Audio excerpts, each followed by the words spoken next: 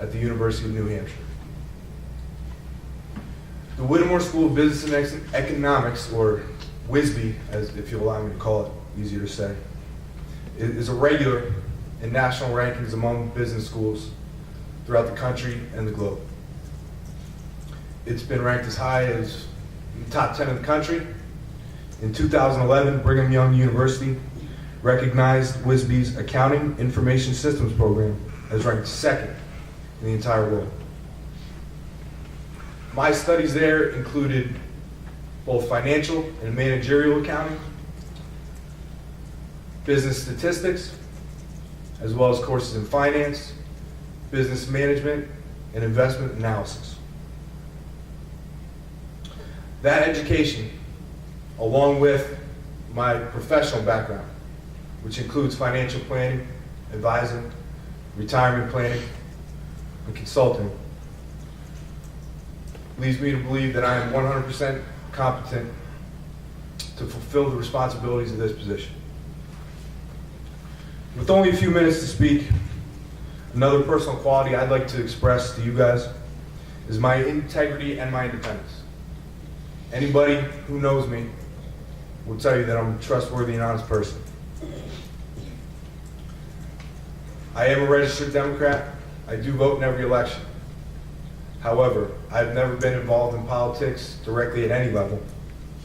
I hold no personal prejudices for or against any certain individual or any certain issue concerning our local government. These characteristics will allow me to serve as an independent voice representing the Controller's Office and acting in the best interests of the taxpayers. In my opinion, the Controller does need to have a strong working relationship with the administration, does need to keep an open line of communication with City Council, while at the same time remaining an individual and independent entity. I hope that I've displayed that I have the will, the ability, the time, and the resources to meet all of these obligations, including the most important responsibility, which is to every single taxpaying resident in the city of Bethlehem. In the event that I am appointed Controller, I believe my priorities have been stated clearly through my letter of interest, as well as my responses to Council's questions. Most importantly, being to immediately begin working with Deputy Controller Gene Allman to get completely up to speed on current city practice, as well as whatever recent steps have been taken, if any, to resolve issues or positively impact city finance. I know that Mr. Allman has worked alongside Controller Holland, and I know that he's continued to work in the Controller's office throughout this brief period of turmoil. It's my opinion that it would be an imprudent decision to disrupt the Controller's office any further than it has been already. After meeting and speaking with Deputy Controller Allman, I will then be able to, along with the administration, along with City Council, begin to work towards accomplishing the goals that were stated in my letter of interest and in my responses to Council's questions. In closing, I would like to thank the members of City Council for the effort and time that they've put forth into making this decision. Regardless of the outcome, it has been a positive and informative experience for me. Thank you. Thank you, Mr. Yelsey.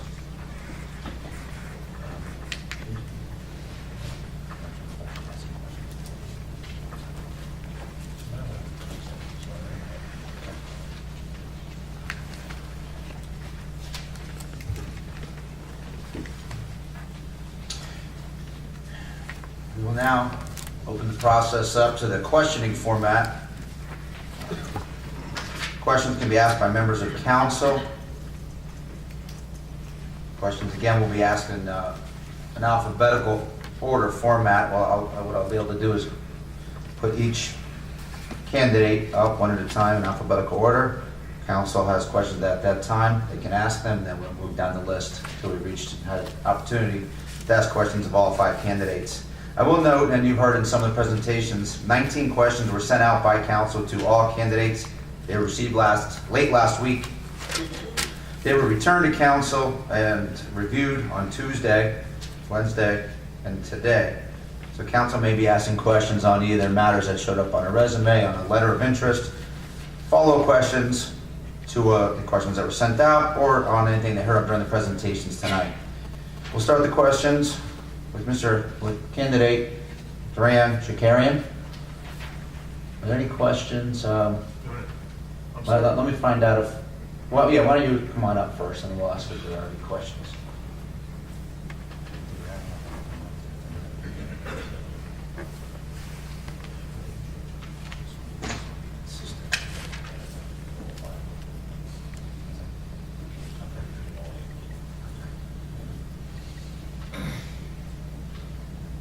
I'll turn to members of council. Are there questions for candidate Shakarian?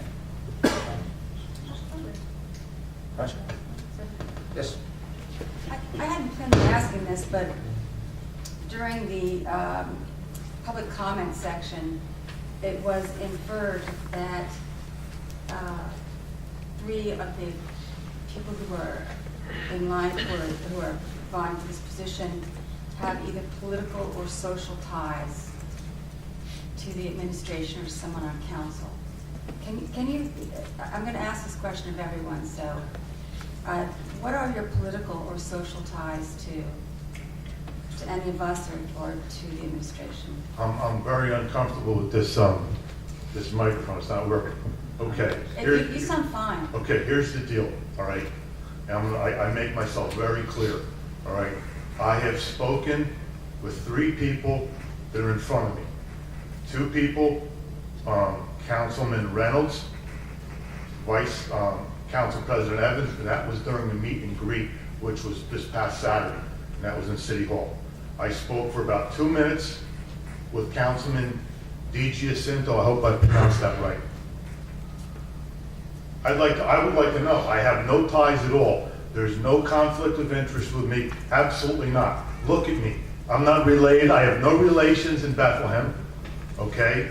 No, my brother, my sister, my mother and father deceased. I'm not anybody's brother, sister, boyfriend, girlfriend, anything. Period. There's no conflict of interest with me. Absolutely not. Thank you. Any other questions? No. Okay, thank you. Thank you. Thank you for your time. Thank you, Mr. Shakarian. Any questions for Mr. Fenning? Mr. Fenning? Candidate number 2. Program.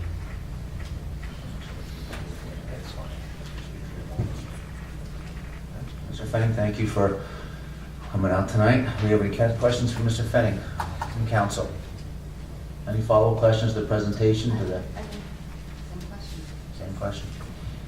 Mr. Fenning, with the same honesty, do you have any political or social ties to anyone here on council or to anyone in the administration? Absolutely none. Okay, thank you. Very good. Thank you, Mr. Fenning. That's it. That was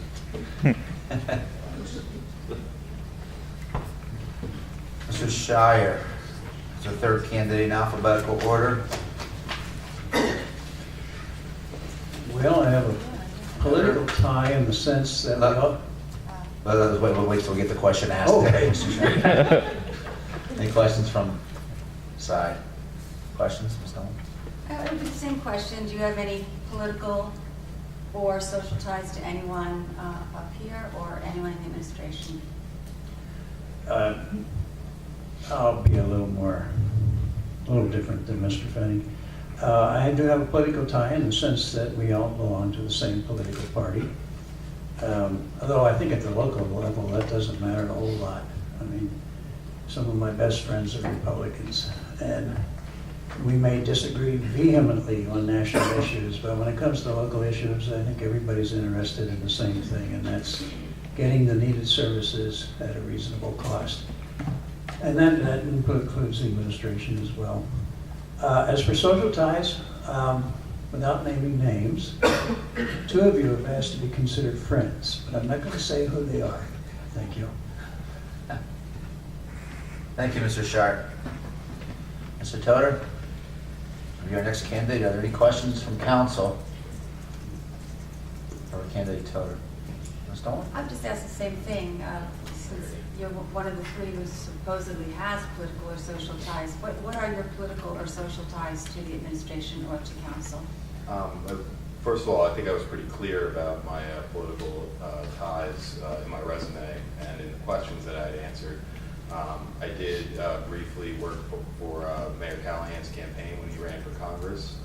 As far as the members of council that are in front of us, I have worked in the past with Mr. Spadoni through my work at the engineering firm. I went to school with Councilman Reynolds at Moravian College. But furthermore, I'd just like to say that, you know, I've been pretty open and transparent about what those ties are, and I was also very clear about the fact that should I receive the position, I'm in no means a yes man. I went to school to get my master's in public policy, to study policy very specifically, and be able to make up my own mind based upon policy. The difference between policy and politics is substantial and maybe not understood that well by many people, but policy is the actual act of writing policy. I don't want to tell council this, but politics is sort of a different world, and I've been pretty open and transparent about the fact that I've been involved in both aspects of both politics and policy. I'm going to follow up with that. A person who would be controller, through the normal process, would have to run for office. Correct, and that's Is the that other political to run thing. for That's office? possibly the other reason that I'm a little confused about, you know, the political nature of things. This is a political office, so I think the goal to have stability of a controller would be for somebody that could run and win an election. And you know, I guess it's the current political climate that we live in that we have to, you know, deal with some of the negative attributes of what people think of politicians. But you know, I'm not ashamed to say that I would be a politician. I would run and I would do the best thing that I could for the city and the residents of Bethlehem. You shouldn't be ashamed of being a politician, my personal opinion. Okay, Thank you. Thank you. Any other question? Yeah, I. Thank you, Mr. Toder. Thank you. I just had a question for you, President, before I forget, before we move on. Obviously, I think there's one more person who has that question. But I spaced, and there was a question I had for two who already answered. It was a different question. May I return to that? Just once through? I'd rather keep it open. If you have a question, yes, let's take care of it. Okay. You want to go back to the first? I could ask my question of whoever's still, if you wouldn't mind if I would go back and I have a question for Mr. Fenning and Mr. Schauer specifically. I just was moving through, so I forgot. Let's bring up our fifth candidate, Mr. Yasso. I'll go back and ask. Are there any other questions that have come up through the process? Once again, I'm trying to be responsive to the comments that were made at the beginning of the meeting. So, in full disclosure, do you have political or social ties to administration, to any of us up here, and can you go into detail about any of them? Sure. I'm sure I'm one of the three that were alluded to in that regard. As far as my political affiliation, like I said, I'm a registered Democrat who votes in every election. Beyond that, I have no political affiliation whatsoever. Socially, I'll go right down the line. Councilman Reynolds, who's a year ahead of me in high school. Councilman Raschuti, I do know. I've met maybe 2 years ago. Know him on a, you know, I would say on a social basis. I guess you could say that. Councilman Donchez, I introduced myself to him just about 2 weeks ago. Other than that, I have no social connection with him. President Evans, the same thing. We met about a week or two ago. First time I ever met him. Councilwoman Dolan. I know of you because I went to school while you were a teacher. Didn't have the pleasure of having you as my teacher, but that's how I know you. Councilman DiGiuseppe, I also know, and Councilman Blinsky, I do not know. I'd like to add to that I also don't apologize for any of my social ties to anybody. This is, as I stated in my letter, this is an avenue that I thought that would be perfect for me to give back to the city of Bethlehem, that I'm qualified for, that I would be interested in running for. To also go along with what Mr. Toder said, I am going into this with the full ambition of doing it on longer than an interim basis. And, as I stated in my letter and in my response to council questions, that will be based only on my belief that I was effectively fulfilling the responsibilities of the controller position. Thank you. Thank you, Mr. Yasso. Any other questions? Mr. Yasso, a couple more questions. No, I don't have a question. Would it be germane now for me to make a general comment? Let's hold them for now. I I think it kind of goes along with Councilman Dolan's question, though, as far as, if we're on the topic, or you want to wait till the end to make comments? Yeah, let's let the get the questions out, and then we'll move to that. All right, Karen. I have two other questions. Other questions for Ms. Dolan? We will go back. I'd like to have all questions asked from council members. I think it is an important process we move through. If there's questions out there, that we get them answered. This is the time. Mr. Fenning, let me call you back to the stand. Thank you. Ms. Dolan? I apologize, Mr. Fanning, I had these right in a row, but then I was just answering them incorrectly. I apologize. As council members up here, you've seen us pass laws, and then pass laws particularly about notification. We're supposed to be notified when something happens by the administration. We're supposed to be notified and given an opportunity to respond. Certain things were not supposed to be done without our approval. And you have seen those laws on occasion disregarded by the administration. I can tell you, but you probably already know, that this has been frustrating for us, especially when we learned just how little we could actually do about having our laws, our requests for disclosure honored, save taking our own mayor to court. We could have done that, or we could have sued the city itself, both of which didn't seem to me to be productive. We could work behind the scenes, but what we could do publicly was very limited. Members of the public, in particular, we all know that the regular attendees were very critical of us during that period. So what would you do as controller? What decisive action would you take if the administration, in the same situation, to make ends meet, breaks one of council's rules, in terms of pre-authorization or needing our permission to do something? What would you have done? Well, first, obviously, the system of internal control has to make the controller's office aware of transactions. We had a recent incident at the beginning of this year where the controller was placed in, I said Monday night, an untenable position. Clearly, the administration was attempting to do a transfer of funds without prior approval of council, as required by a city ordinance. When the controller was faced with that decision, because under this particular instance, the controller was aware of it, she was placed, as I said, in a very untenable position. On one side, she knows the transaction was not legally approved, as it should be. So we have basically an illegal transfer in front of her. On the other side, she's got a whole bunch of city employees who won't get paid. Tough situation to be in. It's not easy. It's not an easy position to be in, but that's part of the job of the controller. thought about that, thought about what would I have done in her situation, and I have concluded I would not have signed the check.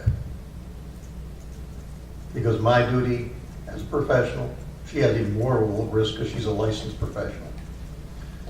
My obligation is to obey the law, and I knew this transfer was illegal because it had not been approved per ordinance. I would not have signed the check, which probably means the city employees would not have been paid. I would not have been a popular person, I understand that. But that's not the way I operate. As you tell from my remarks, the law is very important to me to be followed. Now, if there are other actions that the controller is aware of, and they've got to be aware of it, I would follow the same thing. I would make sure that if I knew something was not legal, I would have spoken against it. We went through that with the first occurrence of the Leeson Amendment on the host fees, when from this side of the podium, I kept remarking, oh, you're going to have some money left over, you're going to have some money left over. And then it was spent without council approval. In that case, I knew what should be done.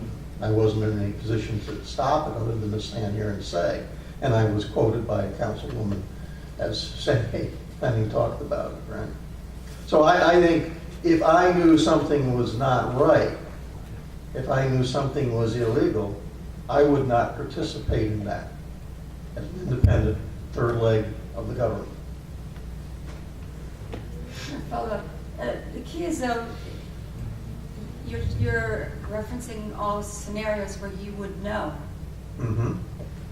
But the situation that we were in was one where we didn't know, and that could happen as well. So if something happened and you're the controller, and after it occurs, you find out that it was illegal, what does the controller do? What action do you take? The horse is out in the field grazing. What can be done? I mean, as a citizen, I can perhaps stand up here with some degree of impunity and grouse, okay? Rather than staying home watching television. But as you posit as a member of the government, after the fact, what can I do? I think in the case that I cited, the most recent case, the controller specifically said, I don't like this, it's illegal, you better not do it unless council is notified. So council was notified, but they did not approve it. And currently now before the finance committee is a look-see at that ordinance and how it can be implemented. But the controller after the fact, what are they going to do? They have no more, they don't, they can't arrest anybody, they can't sentence anybody, they can't do anything. They could, if it's not known to you at all, and I hear about it as controller because I'm, wandering the hallways, then I would report it to you. But I got to find out. It's one of the things I went back, now I go back to the question of what I mentioned of internal control. There is, if you follow the third-class city code regarding transfers of funds and expenditure of public funds, it clearly says the controller should know about everything. I don't know enough about the current system to know whether or not there are ways around that. I don't know if they've ever been gotten around. I don't know. I'm not privy to that. But one of the first things I'd be looking for as controller is an internal control system. Is it set up that nobody in the administration has the ability to transfer funds unless the controller's office is aware of it? And if there's a hole in that, it gets plugged. That's why I stress internal control and the functioning of it. Just a follow-up to what you just said, with your permission. To increase the speed with which you would get up to speed, would you keep the existing controller as the deputy if you were appointed? At this point, without having sat down and checked with any of the existing staff, I can't say that. On the surface, I would say yes, I would be a fool not to. Because if either I dismissed the assistant controller, or he got so ticked off at me that he walks out the door, I've got responsibility for stuff that I don't know how to do yet. Dumb maneuver on my part not to have at least, dumped his memory prior to any change. But I see no reason, I have no basis of saying that I would keep him or not. I don't know what his actual performance is. I'm assuming it's good. I'm assuming Controller Holland didn't keep him around if he was not competent. So, based on where I stand now, I have absolutely no judgment on that until at least I sit down and speak with him officially. I have not done it up to this point because, I ain't there yet. So a good answer. And the first question that I asked you about political and social ties, I think maybe there was a little bit of a misunderstanding. Political ties, social ties are not always positive. Sometimes one has political ties that are negative. So you've taken a strong stance against someone or come out against someone, and that would be an impairment potentially to the independence that was mentioned by some members of the citizenry who are here, that they would be looking for independence. So having strong feelings politically for or against someone politically or socially might be the same type of produce the same type of impairment, an inability to be independent. Can you answer that question again? Surely. Do you have any political positive or negative or social positive or negative ties to anyone in the administration or anyone up here?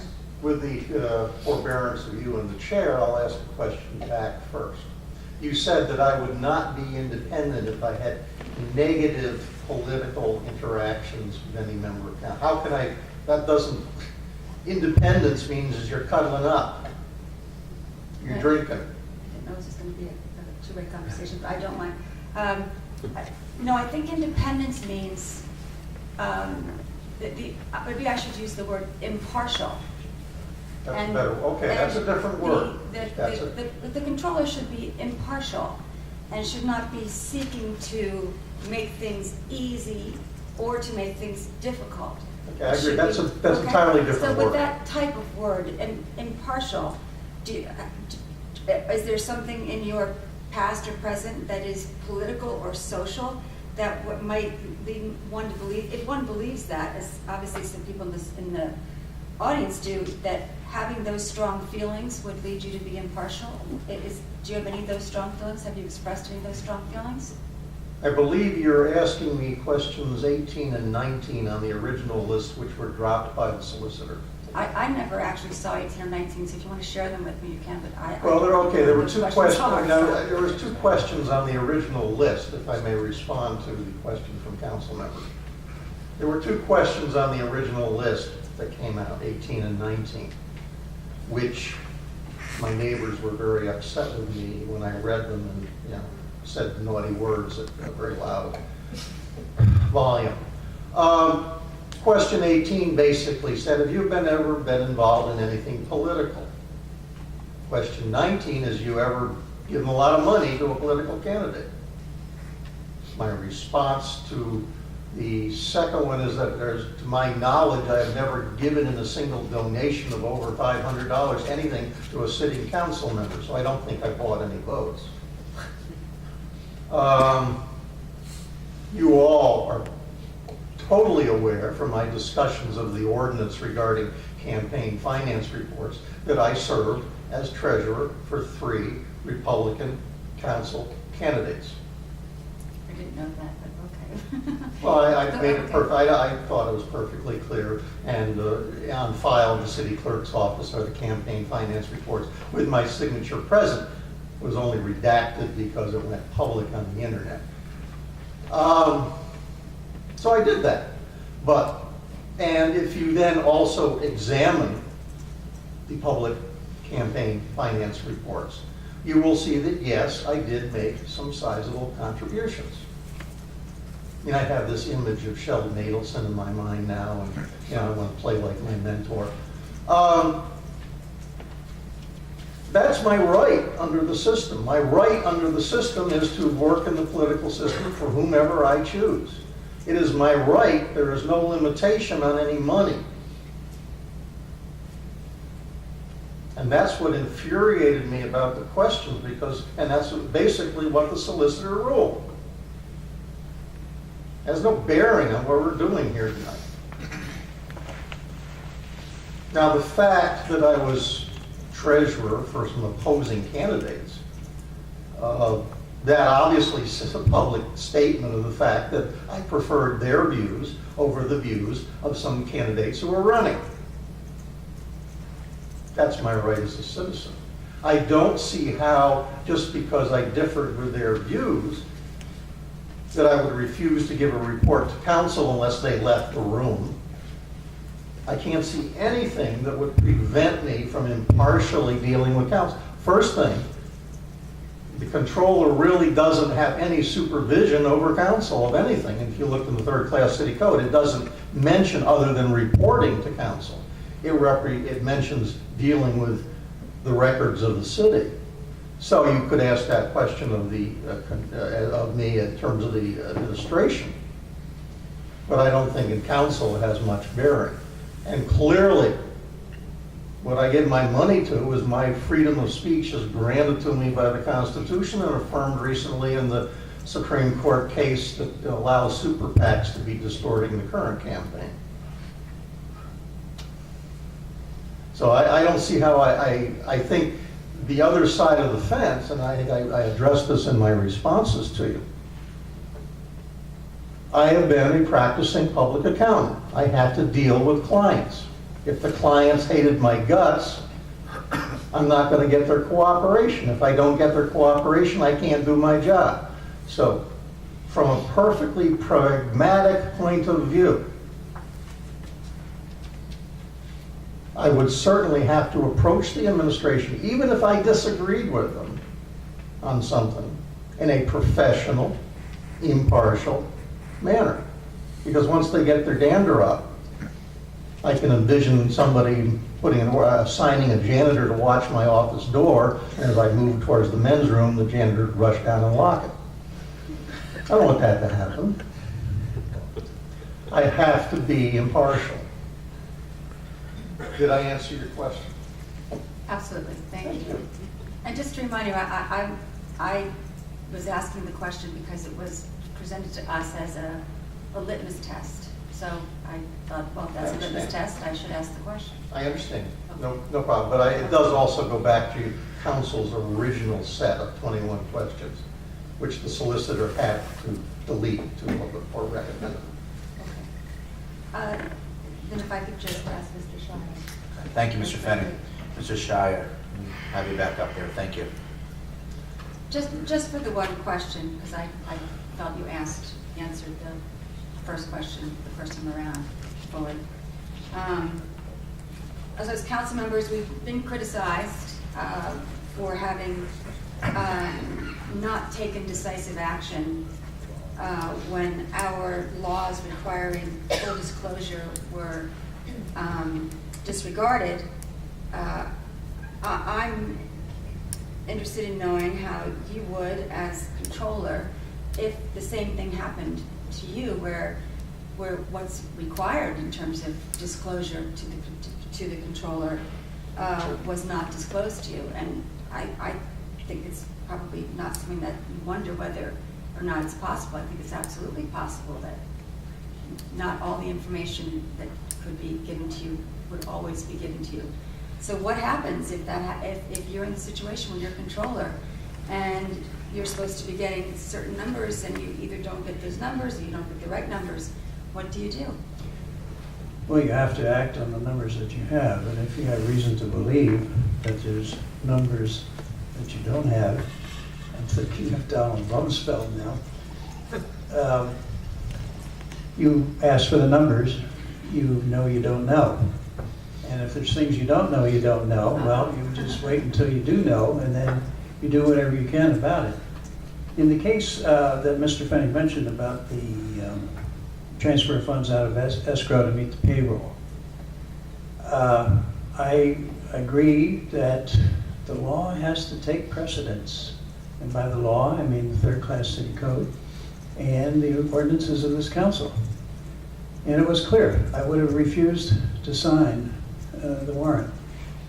Now, my knowledge of council rules and Robert's Rules of Order leads me to believe that there would have been a way to call an emergency meeting of council to either approve or disapprove of the transfer.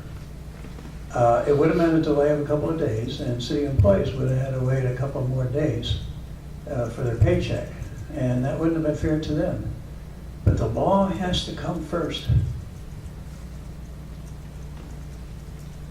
Thank you.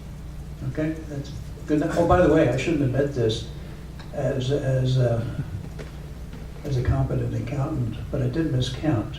There's 3 of you who have asked to be friends.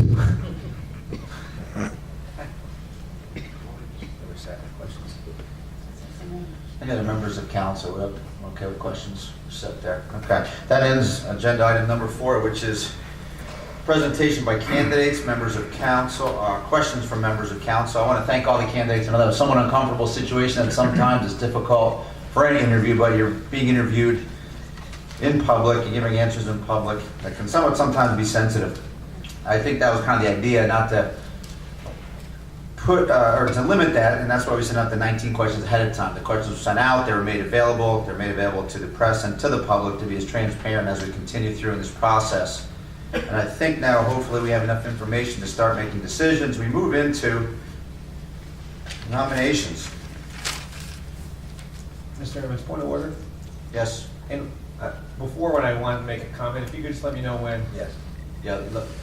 Yes, let's let you do that now. I just wanted to say something quickly. It had come up before about like political and social connections, and I think that one thing that we need to remember is that we live in the city of Bethlehem. I think that people that are actively involved in their community, and that would be most people in here, have run into other people and know other people throughout whatever it may be, serving in, as Mr. Evans, the president of City Line Little League. Mr. Donchis was a teacher for 35 years. Ms. Dolan was a longtime teacher. So I think that, just as a general comment, I think kind of saying, oh, I know that person, so that guarantees that I'm going to support that person or not, is a dangerous kind of comment to make.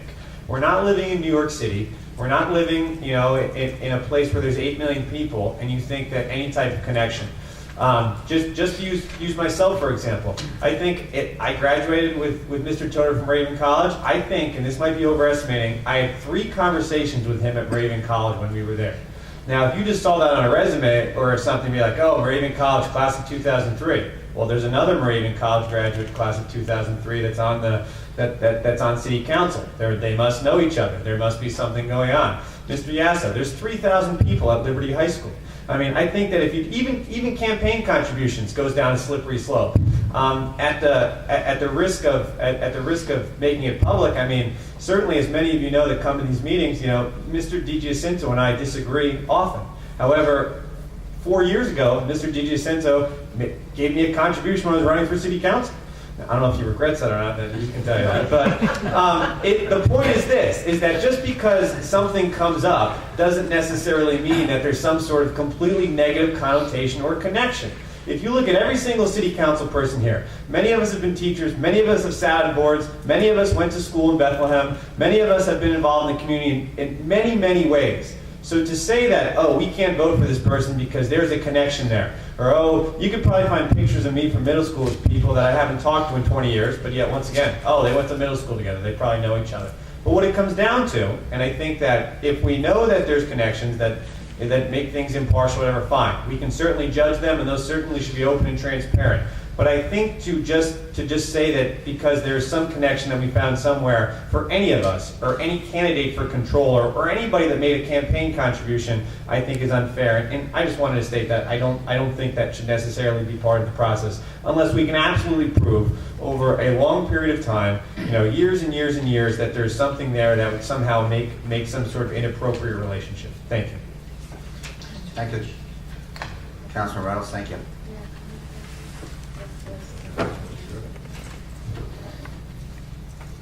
I I just want to say for the record that I'm the only city council person that Dave DG Center has not given money to.